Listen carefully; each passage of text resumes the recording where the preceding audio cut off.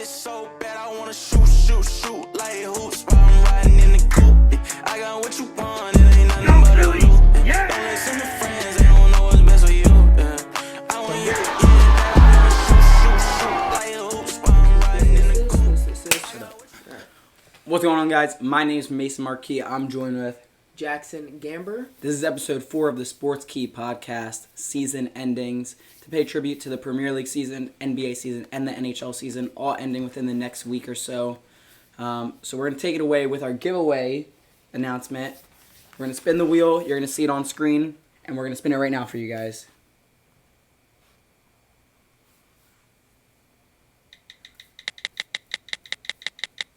This is big. Sadek Sivri. Okay, congratulations to Sadek Sivri. We're going to have Buttery Souls reach out to you sometime within the next week or so that you can claim your prize. Yep. And, Jack, I know you have a lot of stuff you want to talk about with the Premier League coming up and ending this year. Yep, and just soccer. If you want in to take general. it away, you can take us away whenever you're ready. Okay, so obviously we saw season came to an end Saturday. And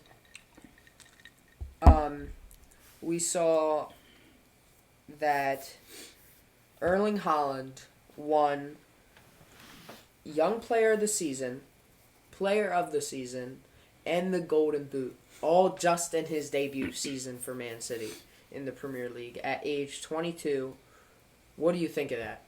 He's just an incredible player, and he plays with such a great energy, especially for being so young. And he just knows how to play the game so well. He's always finding the right spot to be in to help himself and help the team. Mm-hmm. So just an incredible season by him, extremely impressive for him, and I think he can build off of this and be even better next year. So I'm excited to see what he can do. All right, moving to relegation. Now, at the end of the season, we saw Southampton, Leeds, and Leicester City all get relegated. Now, Leeds and Leicester, those are two relatively big teams. Leeds, I've never seen them relegated before. And Leicester, in 2015-16, they won the league. Yeah. So, it's crazy to see both of those teams go down. And Southampton, they were down last season. They just came back up. Yeah, you see a lot of teams that get promoted, get relegated the next season, but a team like Leeds and a club like Leicester, you don't expect them to get relegated. But I feel like it's been something that's been building on, honestly. Ever since that 15-16 season for Leicester, you've seen them just fall and fall. Mm-hmm. So it's not too huge of a surprise, especially with the way they were playing early in the season. They just never found a way to click it. But I am surprised Leeds went down. Yeah. I am very surprised with that. And it's sad to see Brandon Aronson, Tyler Adams, and Weston McKennie all go down. Tyler Adams is from New Jersey, so, it kind of sucks to see, but hopefully next season they'll be able to come back up. And what do you think they need to do, Leeds and Leicester, and maybe even Southampton, to come back up next season? I think they're all good enough clubs and have enough talent to come up. You saw even with Leeds, when they were healthy, they lost a lot of players this year due to injury. When they were healthy, they were playing like a great club. They need to find a way to stay healthy, which is very difficult. And then if they can go out and get another defender to really just lock down that core of defenders, I think they could be a team that can easily get promoted next year. And I think it's going to be very exciting for them. Southampton, they need a lot of work to get promoted, I think, and then even more work if they want to get promoted and stay up. Mm-hmm. It's one thing to get promoted, it's another thing to stay up. So, and then Leicester, I think, again, they're a good enough club where they can get promoted. They just need to figure out a way to play as a team. You saw a lot of potential from them this year and special moments for the team, but they weren't able to string enough of them together to really make an impact on the season. Doing your research, I see. Okay. Spitballing. Okay. Do you have any championship predictions for where each team will place? I can see all three of those clubs going up. I can see Leeds finishing on top of the championship and getting promoted next year. For Leicester, I can also see them getting promoted. Southampton, if they want to get promoted, they're going to have to put in a lot of work. I'm not sure where they'll finish. With the way they played this year, they're either going to finish... They're going to finish top 5, I believe, but I could see them finishing middle of the road if they don't figure out a way to really connect their team together. Gotcha.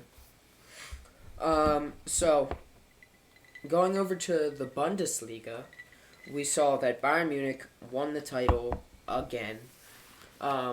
They've won it for, I think it's like 12 seasons in a row now. Is it really surprising at this point? Yeah, exactly. But Dortmund had a chance to win it. All they needed was a win, and they tied 2-2 with Mainz. And it kind of sucks not seeing Marco Reus and just players who deserve to win the title and players who've been loyal all throughout their career, like Marco Reus, who's like never left Dortmund. It would have been nice to see him win the title, but they weren't. They go 2-0 down early, and they ended up just falling behind and losing the title due to goal differential to Bayern Munich. Who was home for that match? Was it Dortmund or Mainz? I believe it was Mainz. See that I think that's very impressive. It was Dortmund. It was Dortmund. Yeah, if you have a chance at the title, you can't go down 2-0. It's they figured it out later in the match, but you have to come out with energy right away. And I mean, I didn't watch the match, but it sounds like if you go down 2-0, they weren't ready for the moment, I don't think. And then once they got their nerves settled, they showed they were the better club, but Gotcha. Too little, too late. I also want to talk about Kingsley Coman. He has been. He's never not won a league title in his senior squad career, which means every single team he's played for, he's won the league title in whatever league. He's been in the French league, the Italian league, and the Bundesliga. What are your thoughts on that? See, it's kind of hard to say because when you go to the Bundesliga and go to Bayern, it's kind of like joining the Warriors when you're Kevin Durant. You know, you're a great player who goes to a club that's even greater at that point. So it's impressive to never not win, but you know, was he always on one of the teams that you expect to win that year, or has he gone in and helped them go from a team that has a chance to a team that does end up winning? Well, I know when he was in France, he played for PSG. And that's a team that is, again, just superstar filled. So is it as impressive as it sounds, or is he always just on a club with so many superstars it's impossible to not win? I feel like he played for Juventus, too, when he won the league in Italy. So, yeah, kind of. It seems like he's always with one of the best clubs, but that's also because he's one of the best, he's one of the, maybe not the best players at his position, but he's an extremely talented player at his position. So, I mean, it's extremely impressive, don't get me wrong, but it might not be as impressive as it sounds to me. Gotcha. All right, let's talk about the summer transfer window. Are there any specific moves from any specific teams that you want to see? I want to see Arsenal go out and get another midfielder. You know, Odegaard has been one of the best midfielders this year, but if they can get another midfielder to play with him or another winger, you know, then I feel like Arsenal could really push to win the league instead of coming in second. Because I feel like at the end of the season, all the players ran out of steam. Where if you get another great player to go along with Odegaard and Gabby Jesus, then he can elevate the team to another level where all the players don't have to put in 110% effort all the time. Gotcha. Anything that you think that Arsenal should do or any other club? To focus more on Arsenal, I feel like all they have to lock down subs for specific positions after they find a midfielder. So right now they're looking at people like Declan Rice and Mason Mount to fill that sort of like Granit Xhaka role, who I feel Declan Rice would probably be better for that role. Yeah. because he is a CDM and Mason Mount plays more of a center attacking mid position and like switching up formation just to bring in one new player who might not even start would, mess things up. I mean, I do that on FIFA all the time. One new player, I change my formation right away. And I would just like to see them get Declan Rice, which it's 100%, like, it's known by now that they do really want him. But he does have an expensive price tag on him. Yeah, he's very expensive right now. It looks like 120 million, I think. Do you think he deserves that price tag, or do you think that they're giving him that price tag so that he doesn't go elsewhere? Declan Rice is a great player, great young player. He's definitely deserving of a high price tag, but maybe not too high. I think it's all David Moyes I think he knows that Declan Rice wasn't going to stay either way, because with the way West Ham have been playing, they were in contention to get relegated at one point. So I think he knows that it's just not the type of soccer/football that Declan Rice really wants to play. So he put an expensive price tag on him so he could get more out of it and get more money to find maybe a replacement or someone similar to him. Yeah, that definitely makes sense to me. Do you think Arsenal would be willing to go out and spend that much money or do something of the sorts to get him? I do believe so because of how much Mikel Arteta and just the whole Arsenal coaching staff really want Declan Rice and how they feel he would be a great fit for that Granit Xhaka role. They are getting a good amount of money for coming in second in the Prem this year. So I really feel like if it's something that they're really committed to, then they 100% will do. But if they weigh their options and look elsewhere, then it's still good either way. Yeah. Do you think they can find a player of his caliber for cheaper?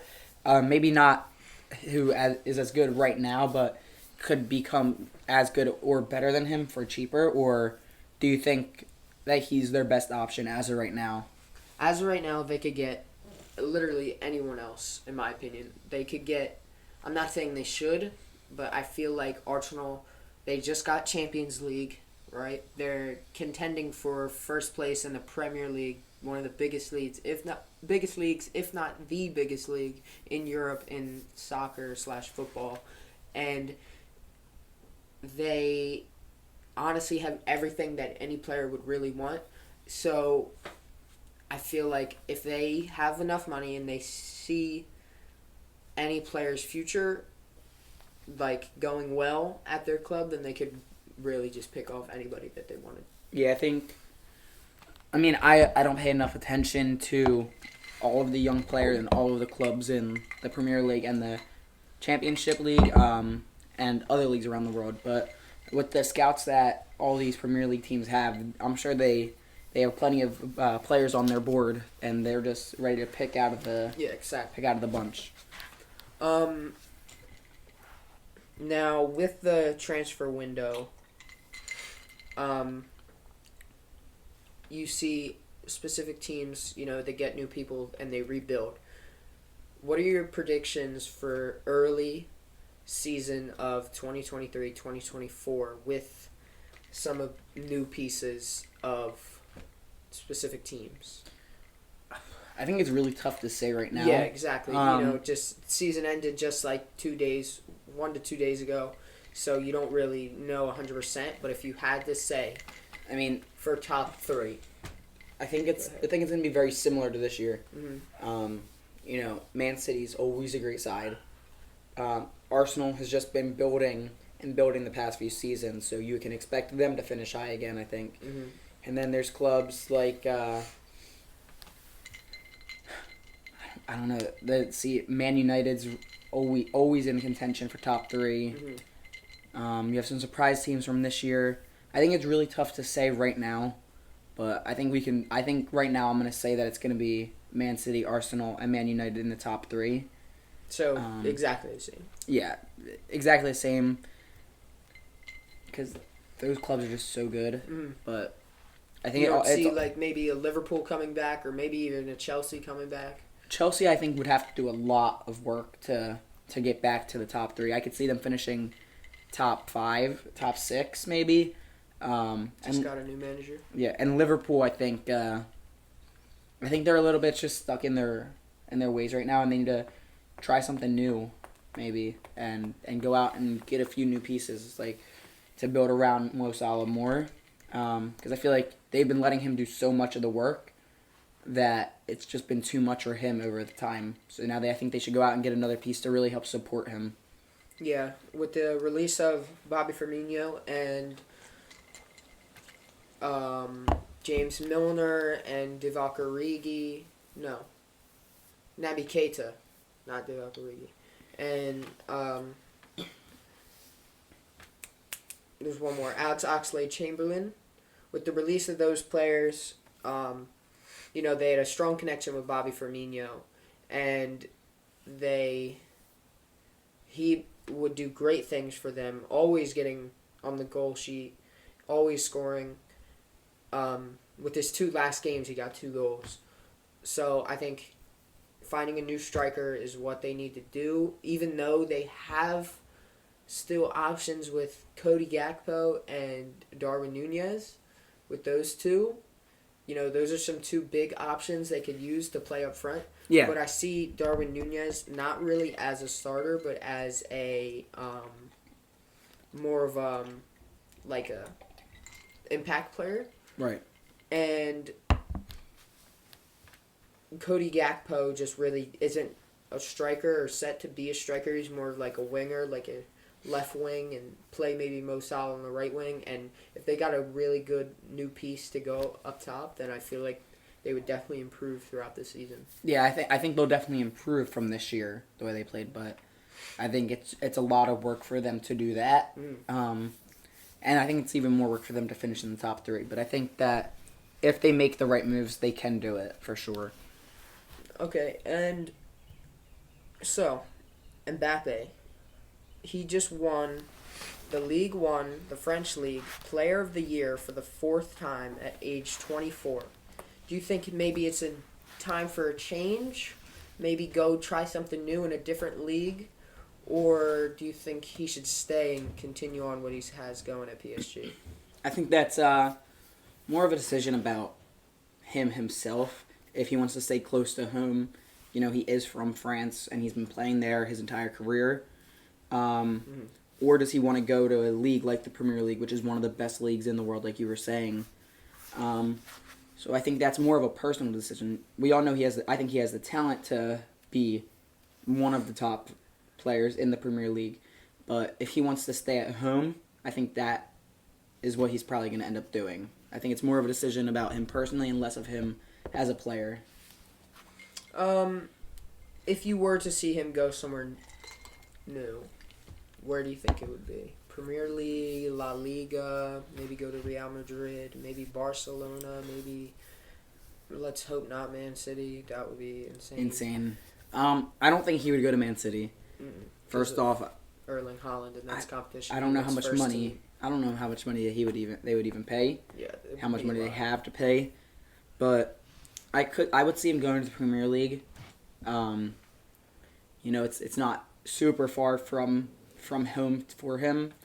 None of the leagues really are too far from his home, but I think he knows that the best competition is in the Premier League right now. And if he doesn't go to the Premier League, I can see him going to the Bundesliga and going to a club that's not Bayern and trying to win the league title there against Bayern, because I think that would solidify him as one of the best young players of all time if he's able to go to the Bundesliga and beat Bayern out for a title. So maybe like a Dortmund move. I could see him going to Dortmund. I think he'd be good wearing those kits. Okay. I have a quote from Ronaldo here, and he said, "Step by step, the Saudi Arabian League could be top 5 leagues in the world. Do you agree or disagree? I disagree. I think we know what the top 5 clubs are, and I don't think that. Top 5 leagues. Yeah, You said clubs. sorry. Top 5 leagues are, and I don't think that the Saudi league is even in the top 10 right now. I think that if they keep paying the way they are, they eventually could be, but it's not going to be anytime soon. They got Ronaldo, which is a good first step, you could say, but they also got a 35-year-old Ronaldo, where they didn't get a He's Ronaldo. 38. They got a 38-year-old Ronaldo. My point's proven even more. They're talking to Messi, but Messi's older now. Yeah. They're not going out and getting players like Mbappe in his prime or Haaland in his prime. They're getting these older superstars who look good on paper, but at this point, how good is Ronaldo really? He's playing in the Saudi league. That doesn't make the league any better. I think it just makes him look worse. I think it's kind of similar to say if maybe imagine I'm just going to use someone else for example when saying this. So imagine Messi went to the MLS and said, step by step, I think MLS could be the top 5 leagues just because he's playing there. But just because they have the big names and have a lot of money to pay that big name doesn't mean that it could be top 5 leagues. Because when thinking about top 5 leagues, you're thinking about all the competition and just how well-rounded everything is. Just, like I just said, competition-wise. Yeah. And I don't think that Saudi Arabian League could even come close to Premier League or teams like that. Not as it stands right now. Exactly. It'd be a lot of work, and it would take a long time, in my opinion. The only other person I can really name in the Saudi Arabian League is people like Talisca and Luis Gustavo. Again, they're both much older players at Yeah. this point. So, yeah, I think Ronaldo's definitely delusional on that one. Not even close to anything. Yeah, not in the realm of possibility as it stands today. Yeah. But I think that in time, I think they're moving in the right direction, slowly picking out these superstars, even though they're older, it attracts the names, and the more viewership they get, the more money they have to spend. So, step by step, yes, they could be, but it's a lot more than 10, 20 steps. I think they're a good 10, 15 years from that if they want to be in that possibility. Yeah, and like if you're thinking top 5 leagues, you're thinking, this is my list. I'm going Premier League, right? La Liga, Bundesliga, League One, French League, and now I'm thinking about it. I feel like am I missing one? Oh, Italy. Syria. Yeah, I think it's the Prem on top, and then I think it's the Bundesliga, La Liga, Serie A, League One. All of those are just Ligue 1. Yeah, I should say. I think they are easily the top 5 leagues, and then you could even go to like the Championship League is easily ahead of the Saudi League. I think the MLS is easily ahead of the Saudi League as it stands today. So I don't think they're anywhere close quite yet. Okay. I wanted to talk to you about, so obviously Premier League rounded up. I want to talk to you about best attacker, best midfielder, best defender, and best goalie. You could put goalie in the category of defender, but I think we should give it its own category for today at least. I'm gonna start out with my goalkeeper of the year. So we're going down. We're starting goalkeeper and we're moving up the field. My goalkeeper of the year, in my opinion, was David De Gea. I think that throughout the entirety of the season, he showed that he's just an insane goalie. He can make insane plays. He's extremely smart. He knows when to come off his line, how far to come off his line, and I think he does everything the right way. Obviously, every goalie makes some mistakes, but he really limits the amount he makes throughout a season, and he's been showing that his entire career. Yeah. He was the league leader for clean sheets. But I just actually saw something that said that Man United will be signing Eric Hentag, the manager, that Man United will be signing a new goalkeeper to give him competition. I think competition for any player is good, though.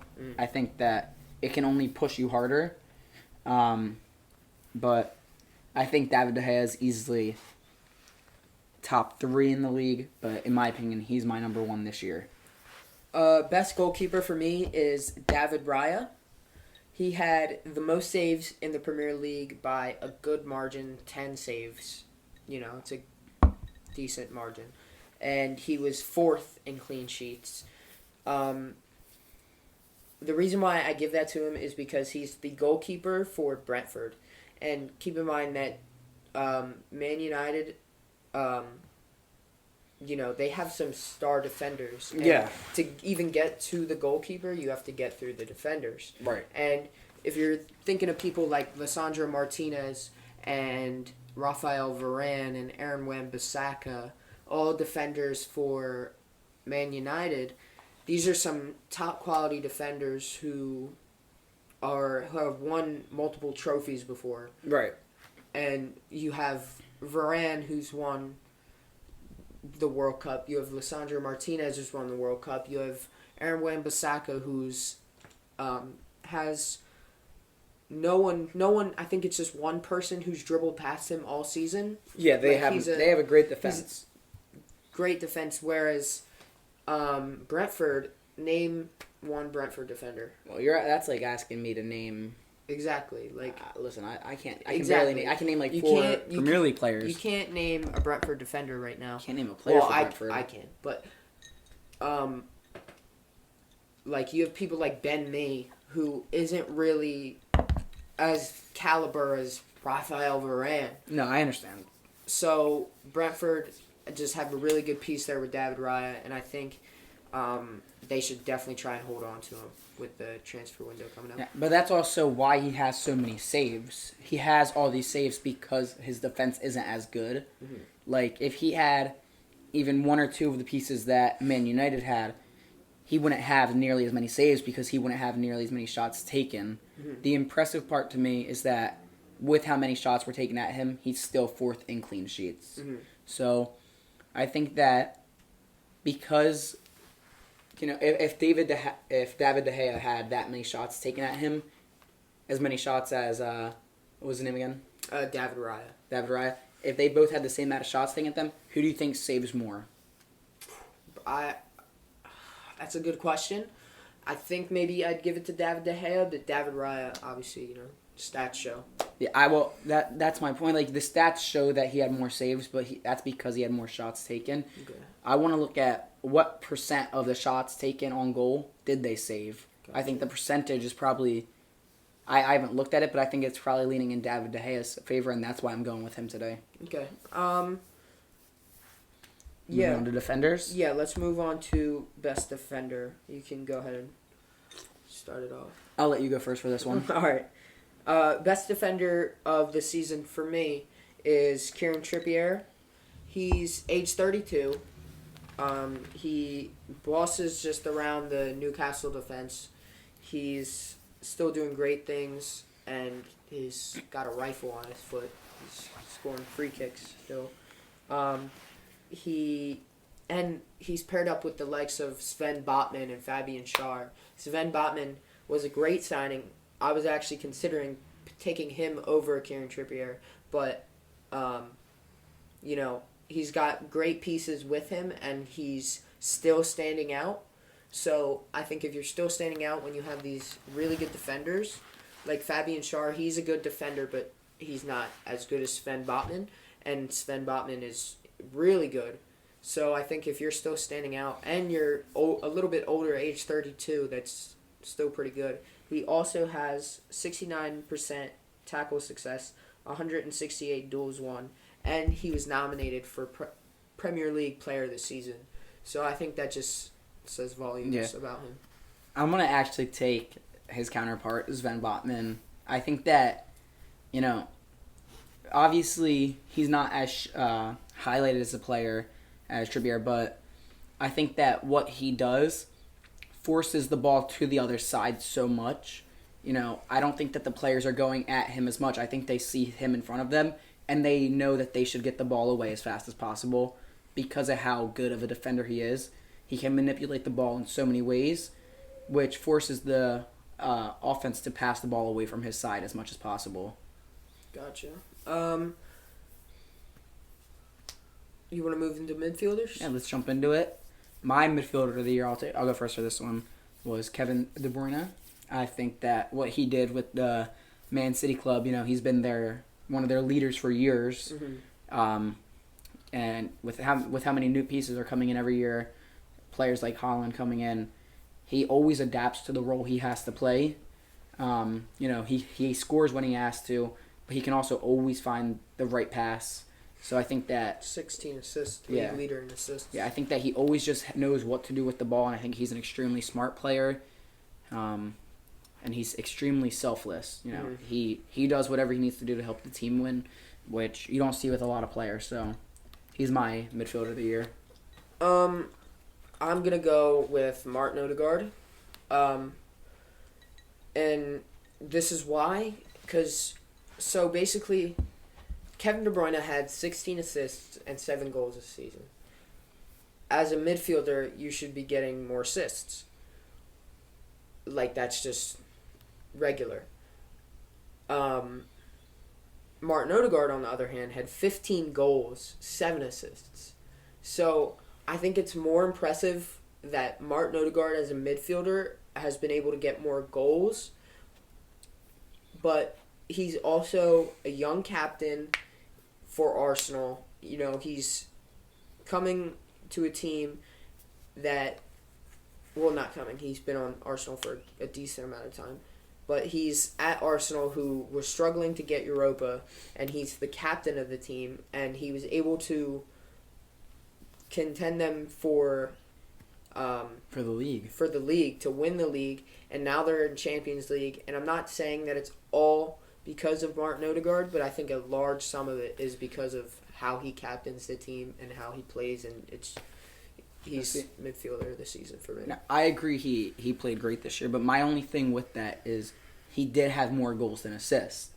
I think to me that shows that he doesn't always make the right pass, and maybe he's a little bit more ball dominant. I wasn't able to watch all the matches. Maybe he kicks it out to the wing a lot and then gets into the middle and finds that cross to put the ball in the net more often than just finding a player cutting across the field.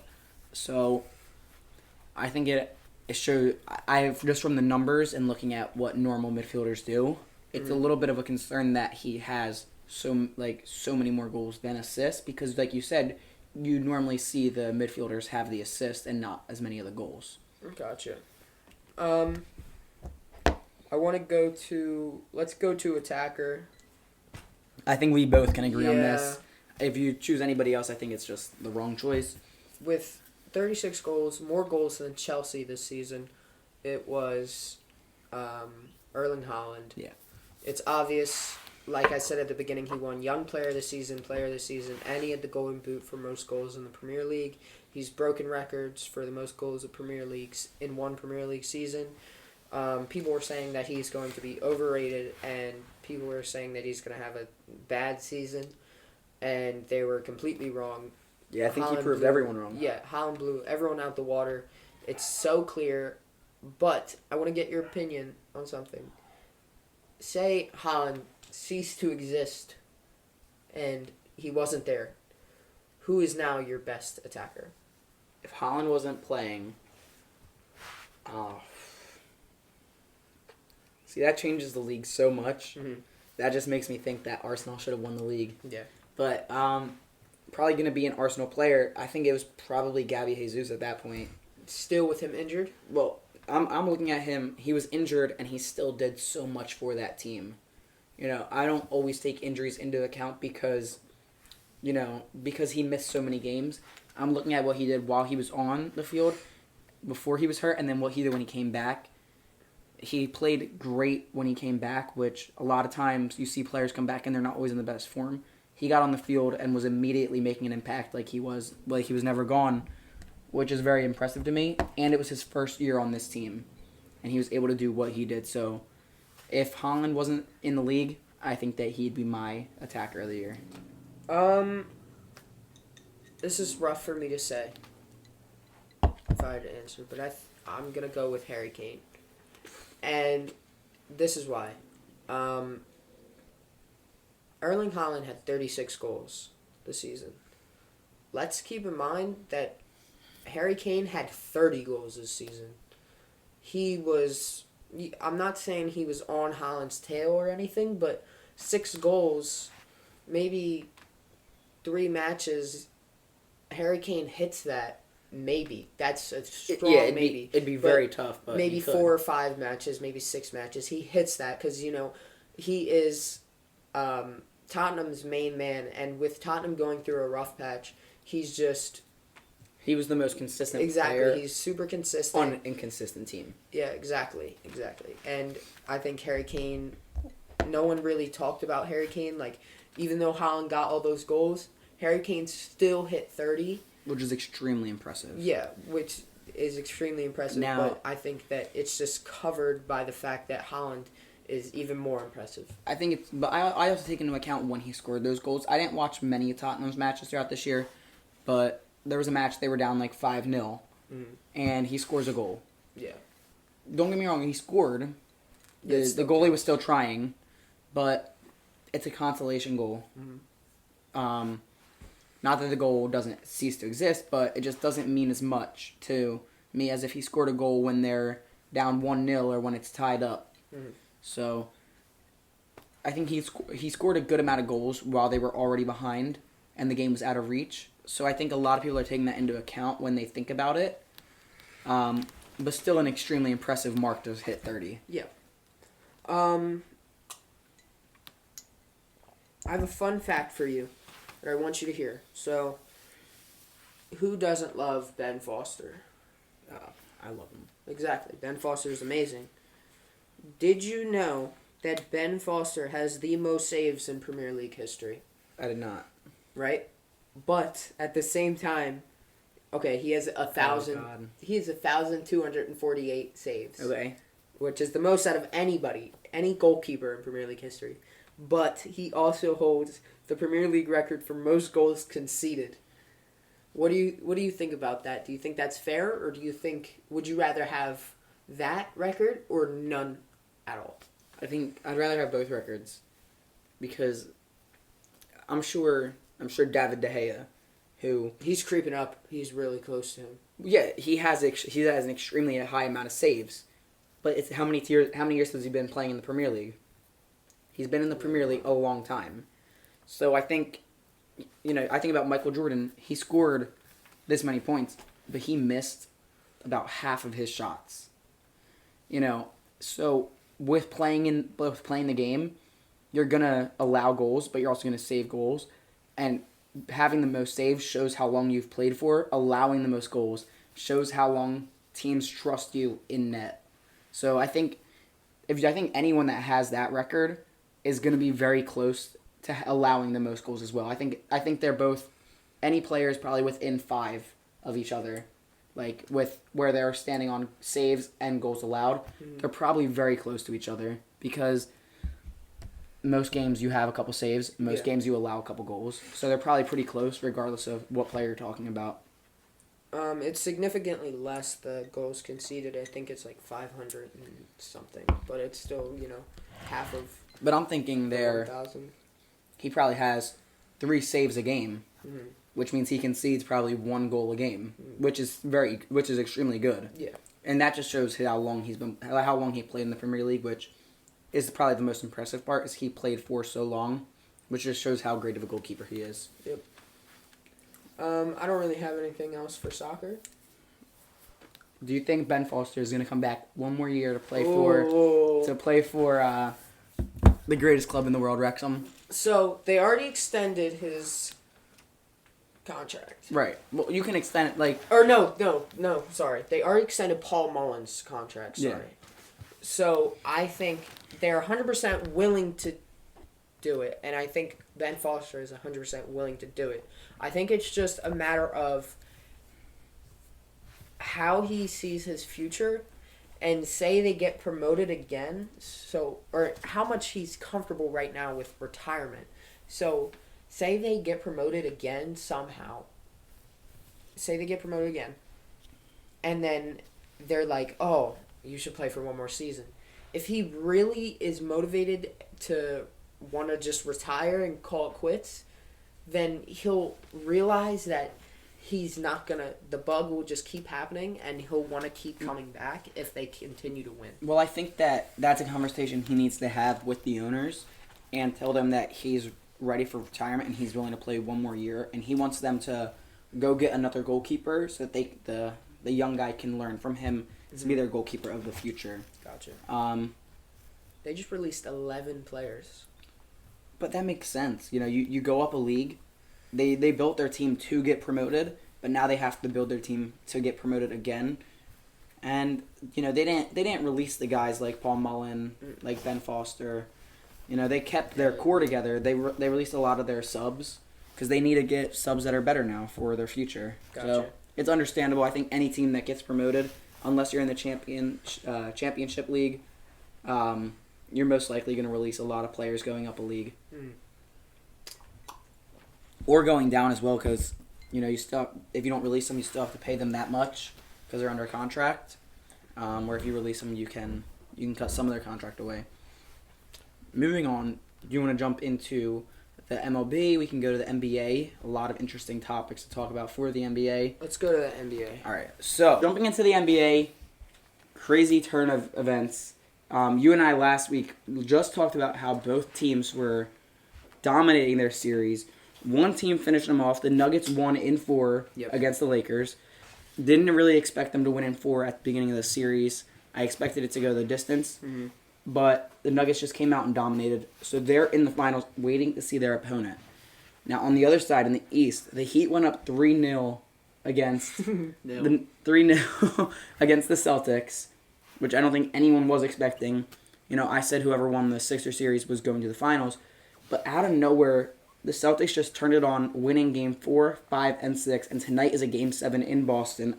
Once again, last time there was a Game 7 in Boston, they beat the Sixers by like 20. What do you think of the Celtics turning the series, and what are your predictions for tonight's game? My predictions are the Heat to win. I hate the Celtics. I have my money on the Heat. So, the Heat are... 35 cents? No, actually $1. $1? And, the Heat, I think Jimmy Butler's just playing games and making them think like, oh, we got hope, but they really don't. Yeah, I don't think he's doing that. It's really tough for me to say. The Heat have no momentum in the series. They have everything to lose now, but I want them to win. I think it's going to be a great game tonight. I'm nervous to watch the game because I really don't want them. I really don't want the Celtics to win. Yeah, I hate the Celtics.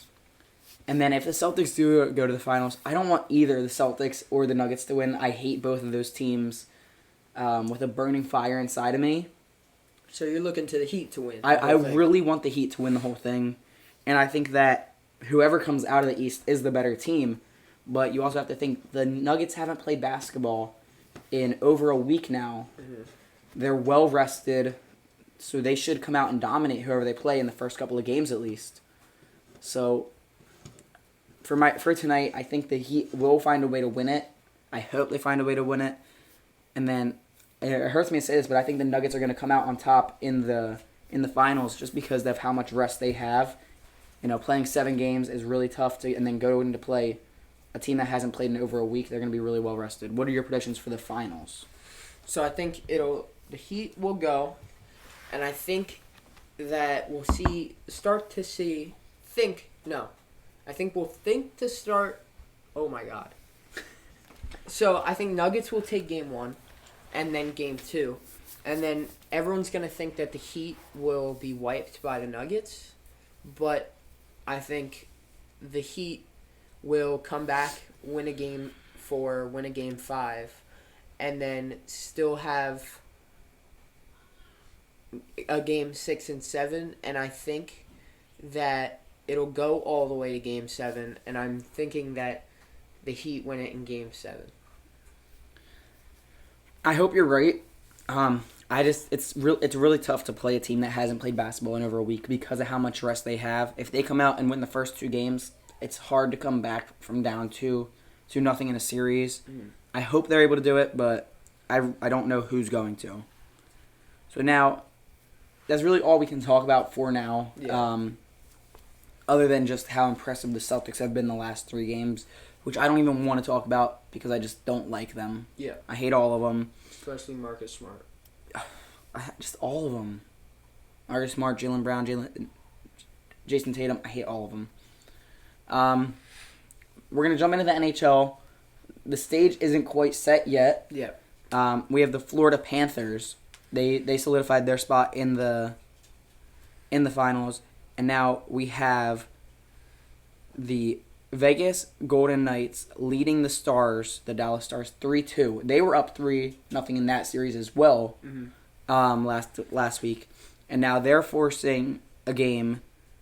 They're forcing another game, which is happening tonight as well. Game 6. Do you think that Dallas could find a way to come back in that series and force a Game 7, or do you think that Vegas is going to finish it out tonight? I think Vegas will probably finish it out. They've been strong throughout the whole thing. Yeah, I mean, like even the 2 games that they lost, they still have just they've played well. So I think that they're going to find a way to win it tonight. They haven't been putting their best foot forward just because they haven't had to yet. So I think they finished it tonight, and I think Vegas will win the Stanley Cup Finals, and win that trophy. Just wanted to touch on that again. So by next week we will see who's actually in the Stanley Cup Finals. Yep. And I think I'm actually going to start paying attention a little bit more, start watching the games, going a little bit more in depth next week and the following weeks until that season also is officially finished. Yeah.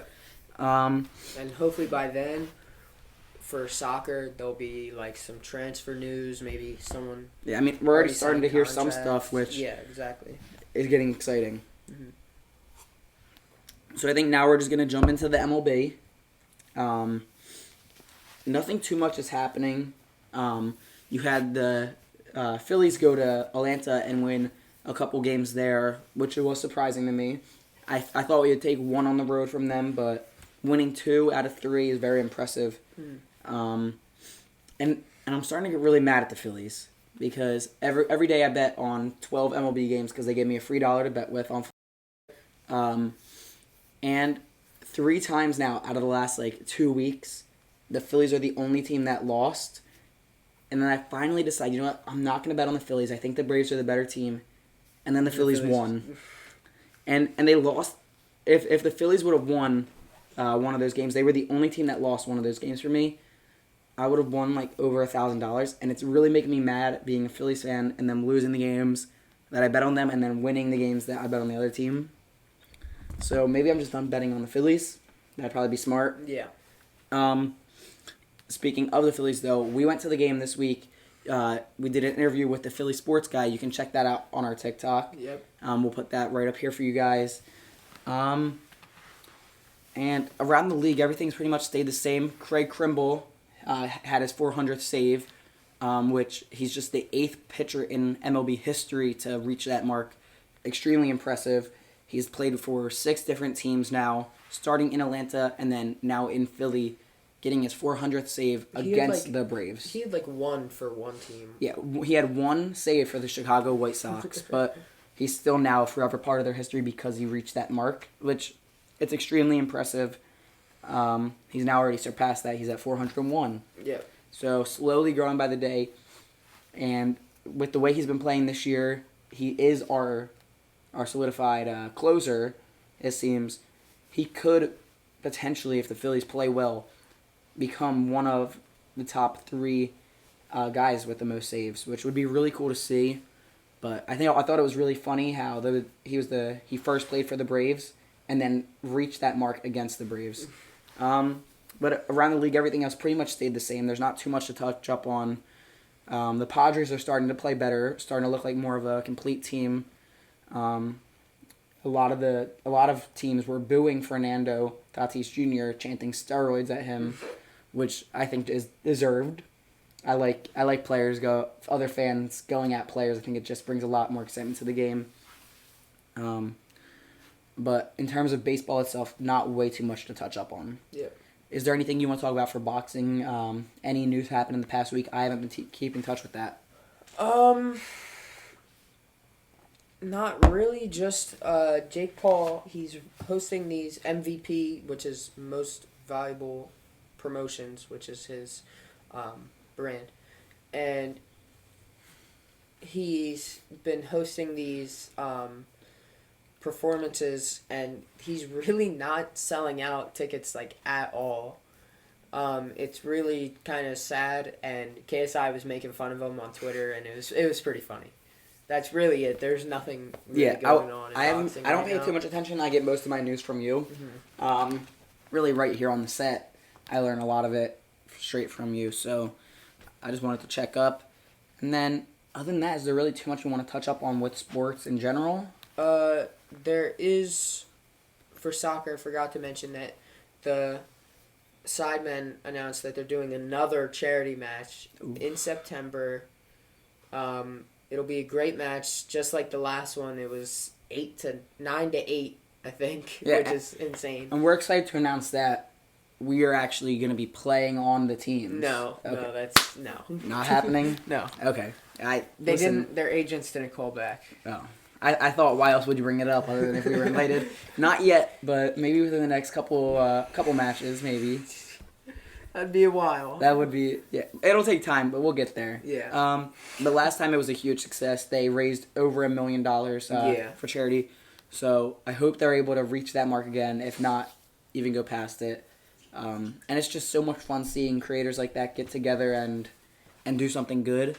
So, yeah, I think that's pretty much it that we want to touch up on. Mm-hmm. So we're going to do a couple of drafts. Mm-hmm. We're going to start off with a cereal draft. I'm going to let you take honors on this one. So take us away whenever you're ready. First one, Cinnamon Toast Crunch, number 1. Good pick. Like, that's just all around great pick. Yeah, It's not my personal favorite, but I know it's a lot of people's personal favorite. I don't think that you could really have a better player on your team.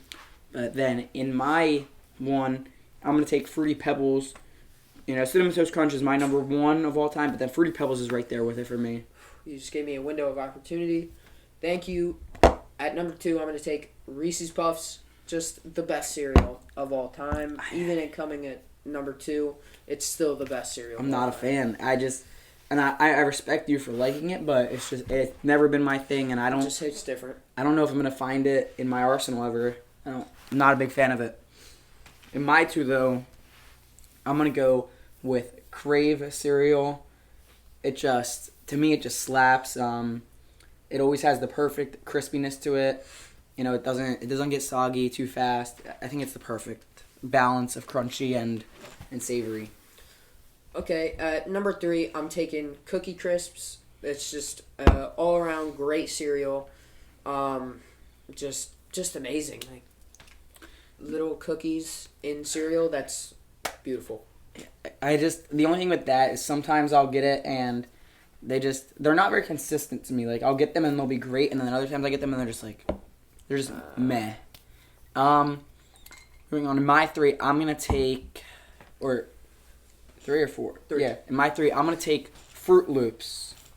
I think that they aren't my personal favorite, but the history they have, they're just such a great impact player. You realize you got Fruity Pebbles and Fruit Loops. Yeah, what are you gonna take now? What really fruity can you take other than Trix, which is just bottom tier to me? At number 4, I'm going to take Trix. Yeah, F tier cereal. Not really. F tier cereal. You're tripping out. No. Maybe it's because I'm an adult. You're young Twizzy tweaking. And then in my 4, there's a lot of cereals out there, but I don't think you have anyone like this in your repertoire right now. I'm gonna take Cocoa Pebbles. I have Fruity Pebbles, Cocoa Pebbles. Reese's Puffs have chocolate parts in it. Yeah, but it's just not good. No, dude. But now I have Fruity Pebbles and Cocoa Pebbles. The chemistry they have, come on, you can't beat them. No, you're ridiculous. There's literally like Cocoa Puffs like in Reese's Puffs. Well, I didn't take Cocoa Puffs. I took Cocoa Pebbles. There's the same thing. No, pretty much. no, one's rice, one's not. Number 5. I'm going with Cheerios. Cheerios. Just plain regular Cheerios. When in doubt, if you're not feeling anything too exotic, just go and get yourself some plain Cheerios. So you're taking just plain Cheerios. Yep. I would have given you all Cheerios, but you're taking just the original. I mean, fine. I'll take all Cheerios then. No, I mean you already put in your. If that's how we're going, if that's how we're doing it, I want all Cheerios. No, Then. I'll be nice and give it to you, but I know what you said. Terrible pick. I know what you said, but whatever. And then in my 5 to close out my draft, there's a lot of options. Not too many good ones. There's a lot of great ones, honestly. When I wake up in the morning, sometimes I get a feeling that I want to be a little bit healthier, but I still want to go with cereal, so it's not too healthy. But I'm gonna go with Cinnamon Life cereal. It's a little bit of a healthier option. It has the cinnamon. It's not as good as some of the draft picks, but it's a little bit of a healthier option if you want to go that route. I've cut up bananas and strawberries and put it in there. It's really good. And I think it's just a really solid piece of food. Yeah, no. Let us know who won that one, even though we all know it's me. Moving on, we're going to do a logo draft. You can start this one off since I started off the last one. Now, this is going to be really tough. There's so many good logos out there that it's really hard for me to even think of all of them right now. But if you don't want to start, I'll start. no, I'll take on it. I think just the most iconic logo out there is the Nike swoosh, so I'm going to take that in my 1. It's not bad. I'm going to go and honor something that everyone knows and everyone loves. Give me the Sports Key Podcast logo. Number 1. I'm trying to win here, so. Yeah, don't care. Give us the Sports Key Podcast logo. It's not this, but it still says Sports Key Podcast. I'm going to take in my 2 the Apple logo, another absolutely iconic one. Okay. I think I'm blowing you out of the water with this already. Nah, give me the 3 Stripes Adidas number 2. Okay, not a bad pick. Not as good as the Nike, but I understand where you're going with this. I'm going to go with another extremely iconic one that I use every week at least. Give me the Amazon logo. That's a good one. Now, let's go. In number 3,